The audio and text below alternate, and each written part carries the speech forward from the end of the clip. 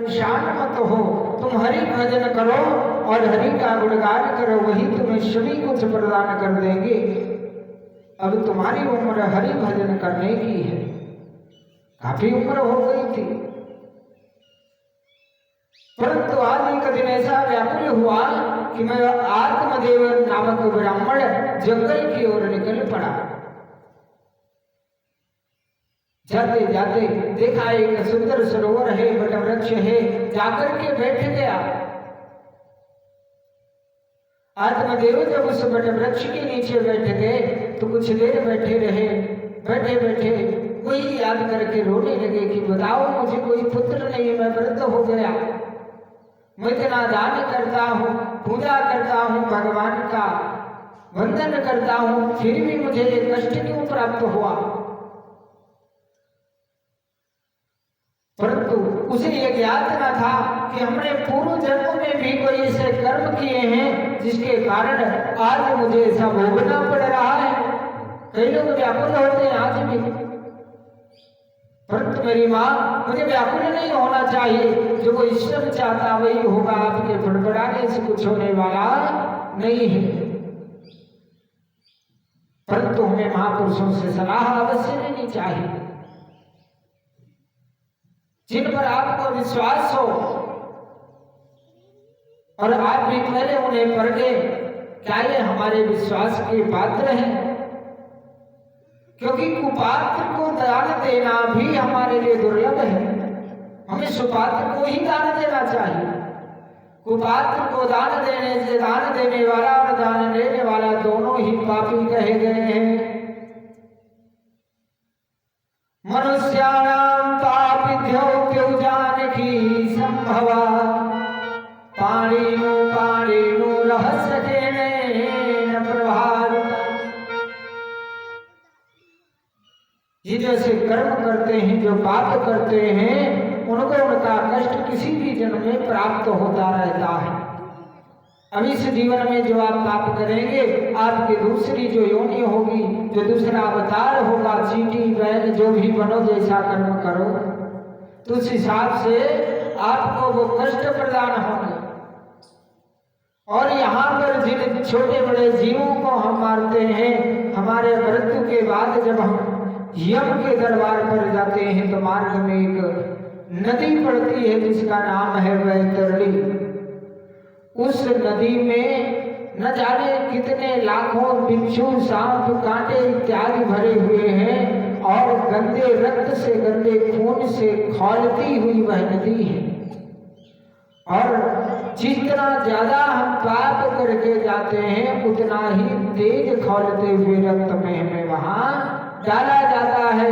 हम फड़फड़ाते हैं, चिल्लाते हैं, परंतु मुझे कोई बचाने वाला वहां पर नहीं होता, हम अकेले होते हैं। तो पूछा महाराज, मरने के बाद ऐसा क्या साथ हो कि हमें वैतरणी में जाना पड़े?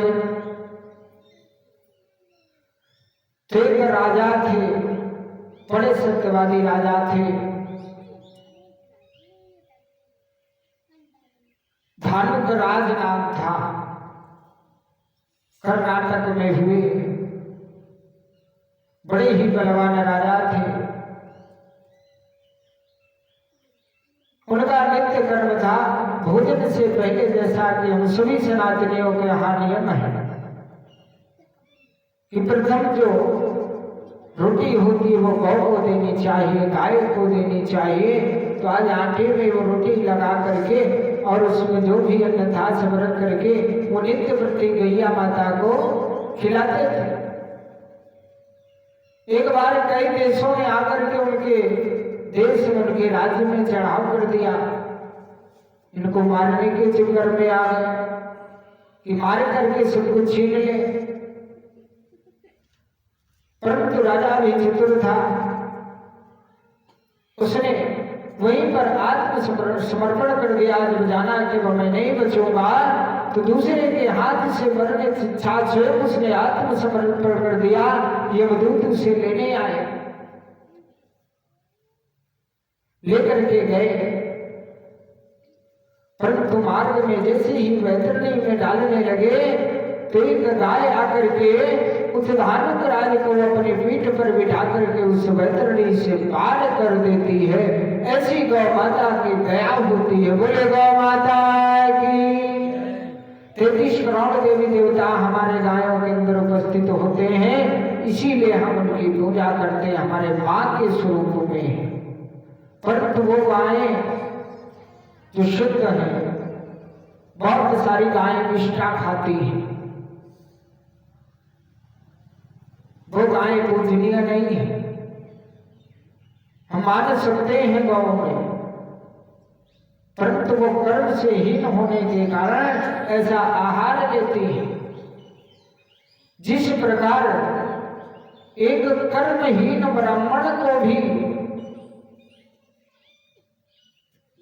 अन्य वर्ग के लोगों को पूजना चाहिए, ब्राह्मणों को भी यदि पूजनीय है तो पूजना चाहिए, क्योंकि आप उसे एक ब्राह्मण के रूप में पूज रहे हैं। और वो कैसा है, वो गुणहीन है, कर्महीन है, आपको तात्पर्य उससे नहीं है। परंतु आपके दिए हुए धन का यदि आप वो अनादर करता है तो आप कदापि भी उसे धन ना दें, अन्यथा आपको पाप होगा।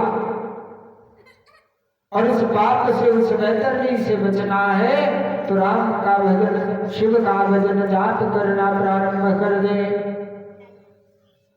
आज वह आत्मदेव ब्राह्मण वट वृक्ष के नीचे बैठा हुआ रो रहा है, तभी एक साधु महाराज वहां पर पधारे। उन्होंने आकर के देखा कि एक ब्राह्मण बैठा बैठा रो रहा है, परंतु प्यास से उनकी आत्मा व्याकुल हो रही थी। सोचा लौट करके आता हूँ। गए सरोवर में जल का पान किया, जल पिया, वापिस लौट करके आए। पूछा ब्राह्मण देवता, आप क्यों रोते हो? आपकी चिंता का कारण क्या है, मुझे बताएं, शायद मैं आपकी मदद कर सकूं। ब्राह्मण देवता ने पूरा हाल बताया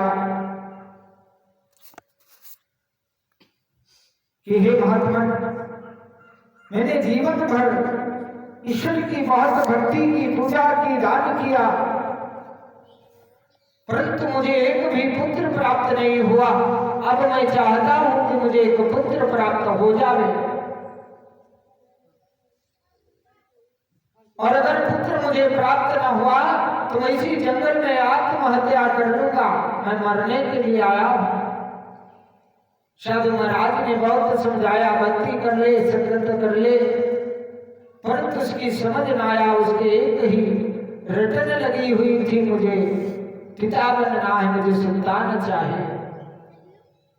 साधु महाराज जब उसकी हट को समझ गए तो अपनी झोली से एक फल निकाला और आत्मदेव को दे दिया। ले जाकर के शुद्धता के साथ अपनी पत्नी को खिला देना, अवश्य ही तेरे पुत्र होगा और सुंदर पुत्र होगा, गुणवान होगा।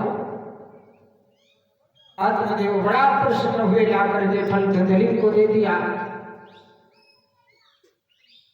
अब धुंधली जो थी बड़ी ही नालायक औरत थी, पास पड़ोस में झगड़ा इत्यादि करती रहती, उसकी राक्षसी प्रवृत्ति थी।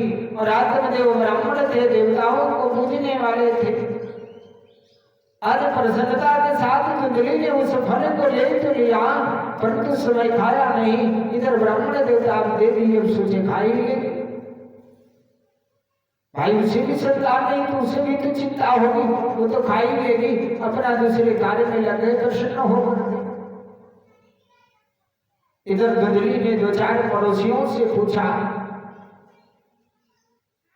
बहन मेरे पति फल लाए हैं, कहते हैं खा लो, तुम्हारे गर्भ आ जाएगा। क्या कभी फल से भी गर्भ आता है? वहां पर उसने ईश्वर से अपने विश्वास को तोड़ दिया, जिस कारण उसे कष्ट प्राप्त हुआ।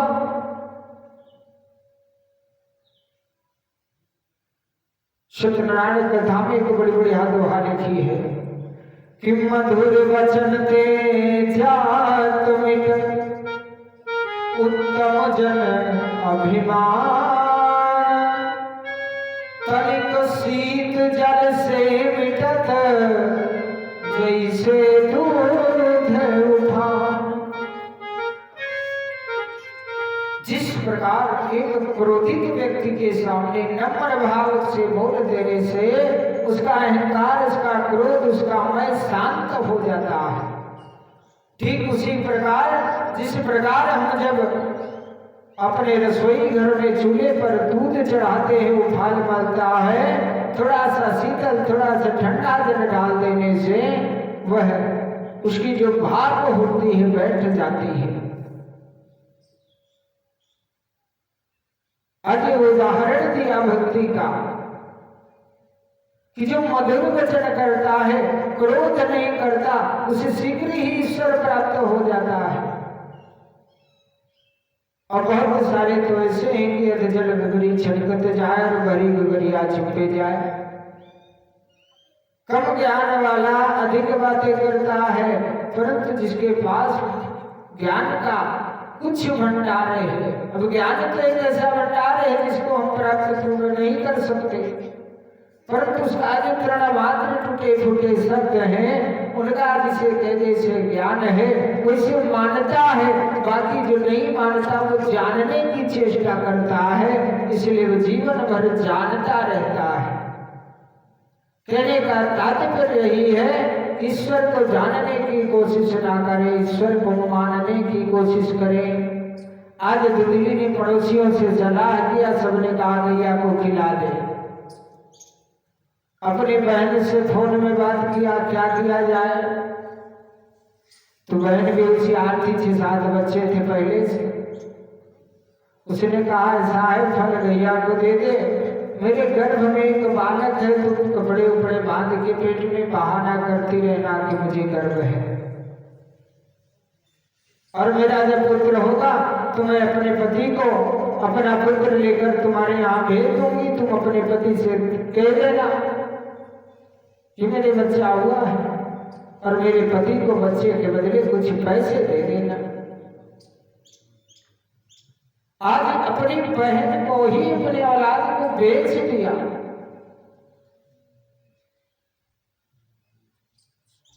इससे उसे क्या कष्ट प्राप्त होता। आज आत्मदेव को जब ये पता चला कि उनके पुत्र हुआ है, आज बड़ी सहनाई बजवाई दान किया, ब्राह्मणों को बुला करके, गरीबों को बुला करके वस्त्र इत्यादि दान किए, बड़ा हर्षोल्लास मनाया गया। परंतु उससे पूर्व जो गोमाता को बालक हुआ, जो गर्भ हुआ, उससे भी अधिक तेजवान हुआ। उसके जो कान थे, जो कर्ण थे, वो तो गौ के समान थे, परंतु संपूर्ण शरीर मानव की तरह था। ऐसे गोकर्ण भगवान का प्रादुर्भाव गौ के गर्भ से हुआ। बोले गोकर्ण भगवान की। इस प्रकार से गोकर्ण भगवान का उपाख्यान हुआ,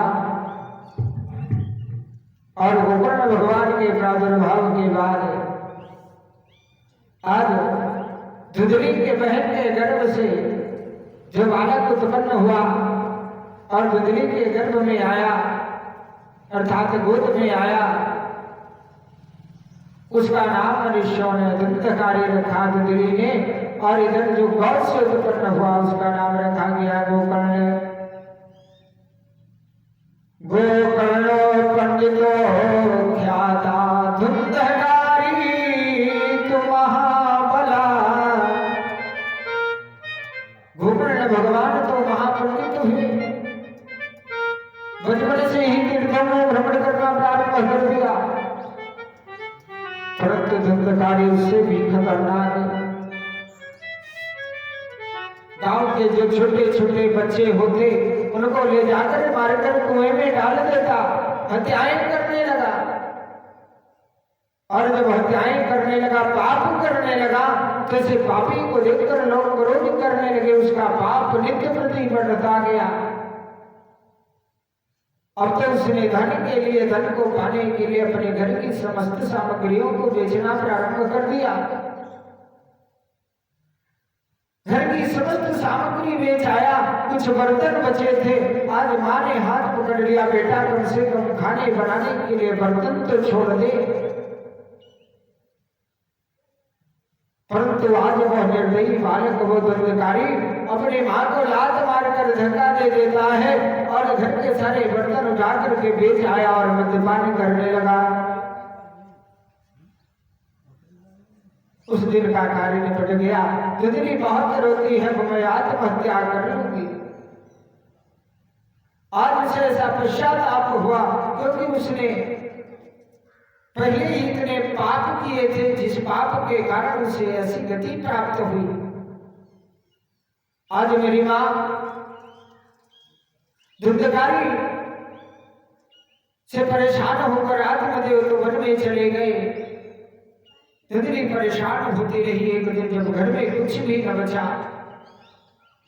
तो एक लाठी के करके धुंधकारी आया और बोला, वाह, घर में जो कुछ भी है निकाल के मुझे दे दे, नहीं तो मैं तुझे लाठियों से मार डालूंगा। आज ये सब सुन करके धुंधली की छाती में दीर्ण होने लगी। आज मेरा वो बालक जिसे मैंने बचपन से पाला आज मुझे मारने की बात कह रहा है। आज ये मेरे गर्भ का बालक होता तो मुझे नहीं मारता। आज उसे एहसास हुआ। हमें अपनी कमियों का एहसास जीवन में अवश्य होता है, परंतु उस एहसास होने से पहले यदि हम उन गलतियों को सुधार लेते हैं, उन कमियों को सुधार लेते हैं, तो हमें अनुशासन करने की आवश्यकता नहीं पड़ती।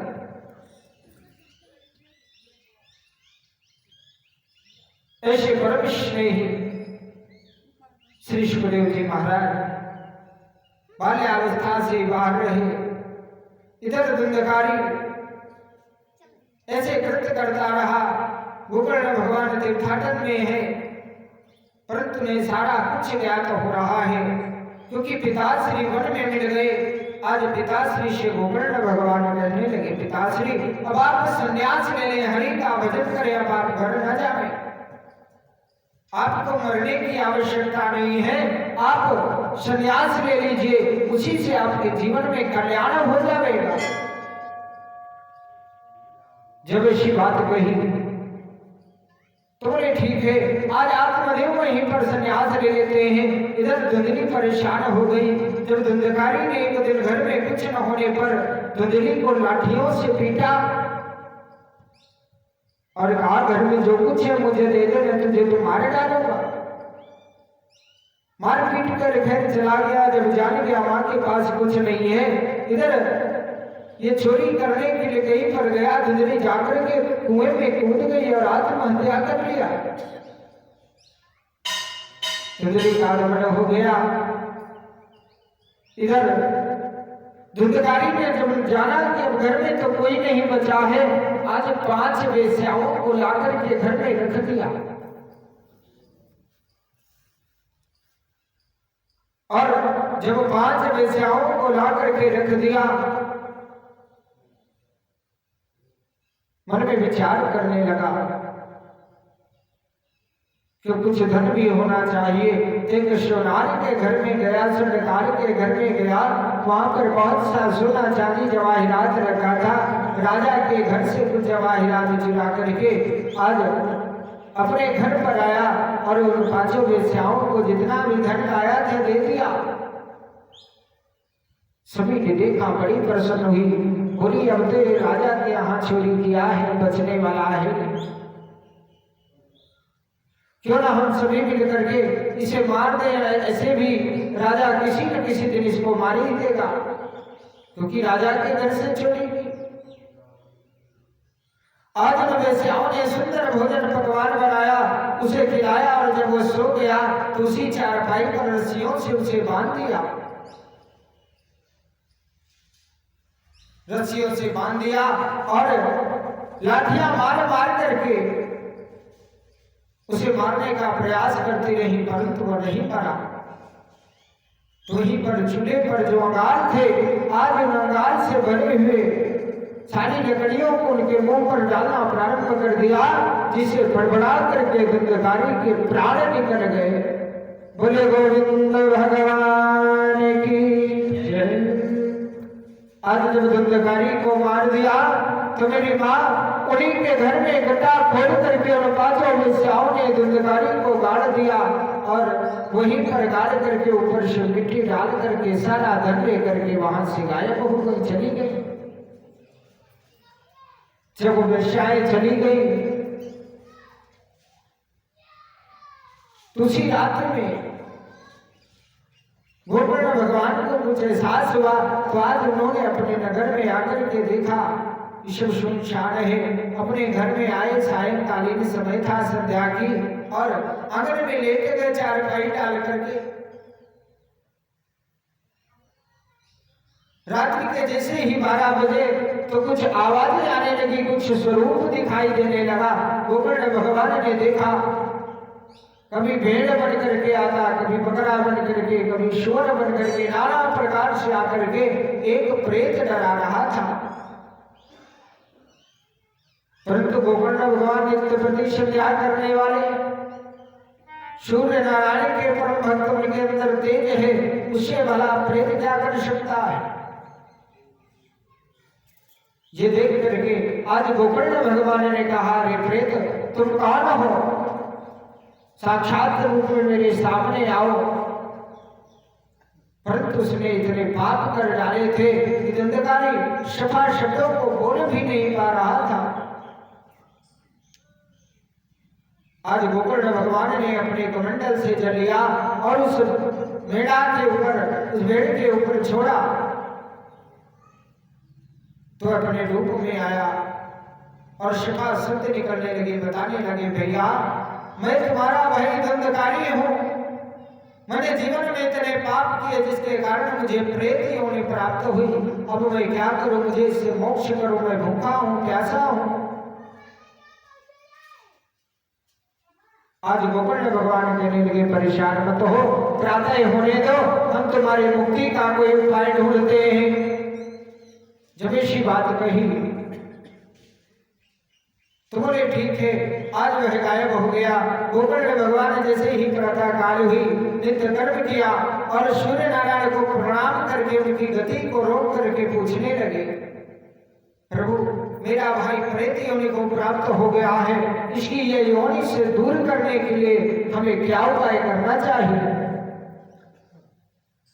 तो आज उन्होंने बताया कि अगर ये प्रेत योनि में चला गया है तो आप श्रीमद् भागवत कथा का आयोजन करवाइए, उन्हीं 7 दिवसों में इसका उद्धार हो जाएगा। गोकर्ण भगवान ने कथा आरंभ कर दी। हजारों लाखों भक्त वहां पर आए और धुंधकारी का भी आगमन किया गया। परंतु धुंधकारी अपने आसन के अनुसार कथा के मंडल के बाहर एक सूखा बांस पड़ा हुआ था 7 काठ का, उसी में बैठ गया। और जैसे ही प्रथम दिन की कथा हुई तो बांस की प्रथम काठ फट गई, बड़ी तेज की आवाज हुई। धुंधकारी अब द्वितीय काठ में बैठ गया। इस प्रकार से दूसरे, तीसरे, चौथे दिन नित्य प्रति एक काठ फटती और धुंधकारी नीचे वाली काठ में चला जाता। जब अंतिम दिन 7वें दिवस की कथा आई तो 7वें दिवस में आज धुंधकारी एक दिव्य स्वरूप को प्राप्त करके हाथ जोड़ करके गोकर्ण भगवान के श्री चरणों पर गिर गया, प्रभु अब आप मेरे भाई नहीं भगवान हो गए हैं, आपने मुझे दिव्य स्वरूप और मुझ पर कृपा प्रदान की है। परंतु आज गोकर्ण भगवान ने उन विष्णु पार्षदों को रोका जो धुंधकारी को लेने आए। बोला, रे पार्षदों तुम ये बताओ, कथा तो इतने सारे लोगों ने सुनी परंतु मोक्ष ही धुंधकारी का ही क्यों हुआ। तो बताने लगे कि धुंधकारी ने निराहार रह करके जल तक का पान न करके 7 दिवसों तक कथा सुनी और श्रद्धा विश्वास के साथ कथा सुनी, जिसका मन आत्मा परमात्मा से जुड़ गई और इस संसार के ख्याल को भूल गया, वही परमात्मा का सच्चा भक्त बन पाया। बोले दरिया सुरधाम की, बोले कृष्ण।